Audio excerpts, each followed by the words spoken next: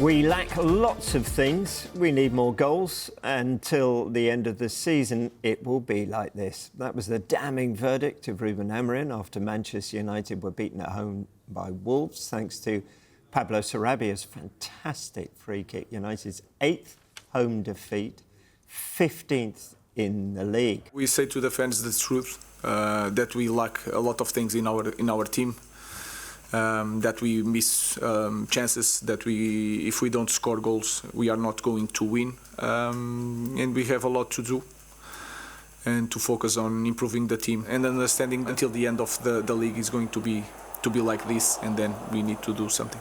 It's a team thing. Of course, we have an idea what this team needs, but also the guys, we play with at least 3 guys in front so they can score goals. We play the midfielders that can reach, and you see it today in the game. So all the team needs to score more goals, and you have opportunities with the midfielders, with the striker. We need to improve as a team, because if you don't score goals in this league, it's impossible to win games.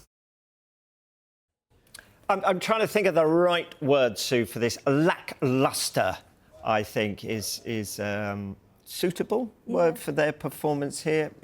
Do you give them any leeway considering what went on Thursday night? Well, I think it was certainly a contrast to what happened on Thursday night, where I thought the first half performance on Thursday night was probably one of the best I've seen them play. They then nearly let it slip, and then obviously all the drama at the end where they went and won it, and you know, we were praising their character and their fight to get themselves through to the next round. You just think, you look at Manchester United, the position that they're in the league, how big a club they are globally.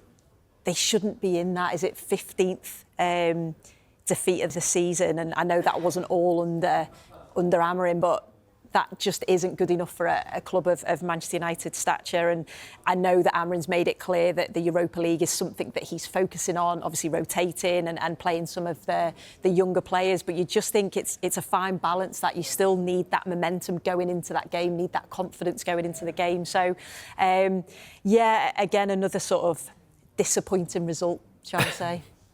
Yeah.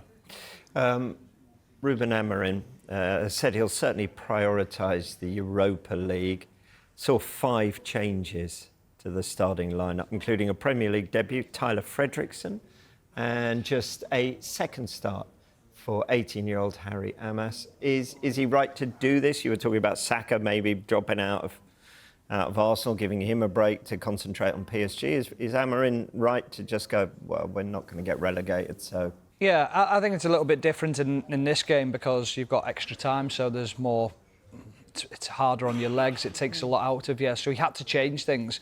But if you're changing Saka out, you're bringing in Waneri. Now, yes, he's a youngster, but he's a very exciting youngster. He has to blood youngsters, he has to give them an opportunity. And I think at the moment, Man United fans will be delighted to see youngsters playing and feel like they were probably the 2 better players on the pitch yesterday. And that's what they want to see more of. People who are desperate to play in the Man United shirt and give everything they can. Now, maybe if the quality isn't there, they'll accept that to start with because they are youngsters and they get given a chance. But let's not go away from... This has been a diabolical season for Man United. Absolutely atrocious. I mean, the concern is where does it get better and how does it get better? Because there's no value within the squad to go and sell players. And about 2 months ago, Sir Jim Ratcliffe came out and said they were running out of money to pay wages. So where is this going to get sorted from? I can't wait to see what happens in the summer if they find some money miraculously from somewhere, or are they just banking everything on winning that Europa League and trying to get in the Champions League, and suddenly there's a sort of £170 million cheque on the way, and that will get them out of trouble. Because that's the thing, isn't it? Because we keep saying that Manchester United need players. If they're going to play Amorim's way, they need to bring in players to be able to do that. But to do that, you've got to obviously get rid of some of the players that are already in the squad, or, like you say, win the Europa League and qualify for the Champions League, which then recruitment then becomes that little bit easier, doesn't it? But it's tough. It is a tough sort of moment, and that is the reason that I think Amorim is making sure or hoping that he can progress and win that competition. Yeah, and you challenged me to come up with another stat on a go on. Monday morning for you, didn't you? Yeah, got one. They scored 3 times the number of goals in 7 minutes on Thursday than they have done in the last 4 Premier League games. Scored 3 in the last 7 minutes, 1 goal, and that was in a 4-1 defeat. Wow. Striker is what they need.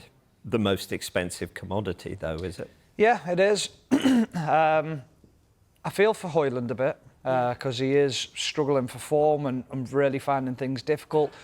But he's not got men around him. Them 2 number 10 positions are specialist positions. If you're going to get people in those positions to help you out as well. But listen, I could go through every position at United at the moment and probably say they need a player within it, because that's how that's why they are where they are at the moment. And just to go back to the other point about value in the squad, the only player that has value in the squad is Bruno Fernandes. You're going to sell him if you want to raise money. He's the only player who looks like he's going to score a goal or be able to change a game. I think Garnacho's exciting, but I just think his end product at times. Yeah, he's youthful, isn't he? Yeah. But if you're going to make money, then you're going to have to sell another homegrown player that gets full profit on him. So Garnacho has a little bit of value in him. But apart from that, you look at the other players and you think, well, who would take them for starters? I mean, I have a little pop at Bruno because I think off the ball he doesn't really give you as much as you'd like from a midfielder. But there's no doubt in on the ball going forward, he's the player that so often they've had to turn to produce a moment of magic.